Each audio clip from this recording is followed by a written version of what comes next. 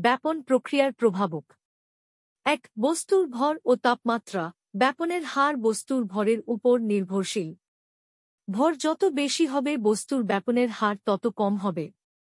অর্থাৎ ব্যাপন হার বস্তুর ভরের ব্যস্তানুপাতিক। অন্যদিকে তাপমাত্রা বেশি থাকলে ব্যাপনের হার বেড়ে যায়, কারণ ব্যাপনে অংশগ্রহণকারী অণুগুলোর প্রবাহ ক্ষমতা বা গতিশক্তি বেড়ে যায়। ২. পদার্থের অণুর ঘনত্ব। যে পদার্থের ব্যাপন ঘটবে সে পদার্থের অণুর ঘনত্ব বেশি থাকলে ব্যাপন হার বেশি হবে, অণুর ঘনত্ব কম হলে ব্যাপন হার কম হবে। ৩. মাধ্যমের ঘনত্ব। যে মাধ্যমে ব্যাপন ঘটবে সে মাধ্যমের ঘনত্ব বেশি হলে ব্যাপন হার কম হবে, মাধ্যমের ঘনত্ব কম হলে ব্যাপন হার বেশি হবে। ৪. বায়ুমণ্ডলের চাপ। বায়ুমণ্ডলের চাপ বাড়লে ব্যাপন হার কমবে, বায়ুমণ্ডলের চাপ কম হলে ব্যাপন হার বাড়বে। ৫. ঘনত্বের তারতম্য। ঘনত্বের তারতম্য যত বেশি হয় তত তাড়াতাড়ি পদার্থের কণাগুলো ছড়িয়ে পড়ে।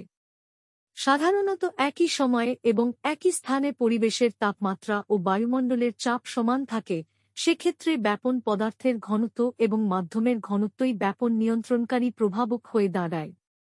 আমাদের চারপাশে ব্যাপনের অসংখ্য উদাহরণ ছড়িয়ে আছে। ঘরের মধ্যে সুগন্ধ ছড়ানো। ঘরের এক কোণে সুগন্ধি স্প্রে করলে কিছুক্ষণের মধ্যেই সেই সুগন্ধ পুরো ঘরে ছড়িয়ে পড়ে। এটা ব্যাপনের কারণেই হয়। চায়ের মধ্যে চিনি মেশানো। চায়ের মধ্যে চিনি দিলে প্রথমে চিনিটা এক জায়গায় থাকে, কিন্তু কিছুক্ষণ পর তা পুরো চায়ের সাথে মিশে যায়। এখানেও ব্যাপন কাজ করে।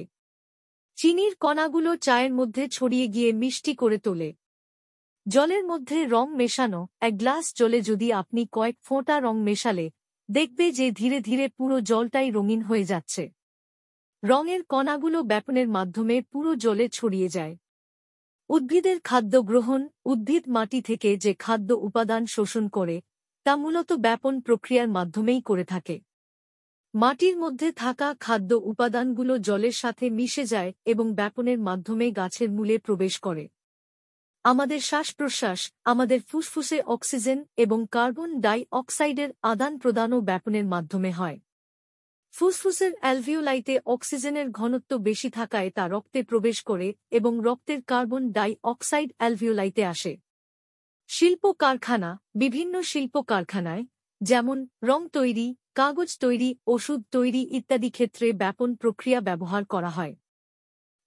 পরিবেশের বিভিন্ন দূষণ প্রক্রিয়া, যেমন বায়ু দূষণ, জল দূষণ ইত্যাদি ব্যাপনের মাধ্যমে ছড়িয়ে পড়ে।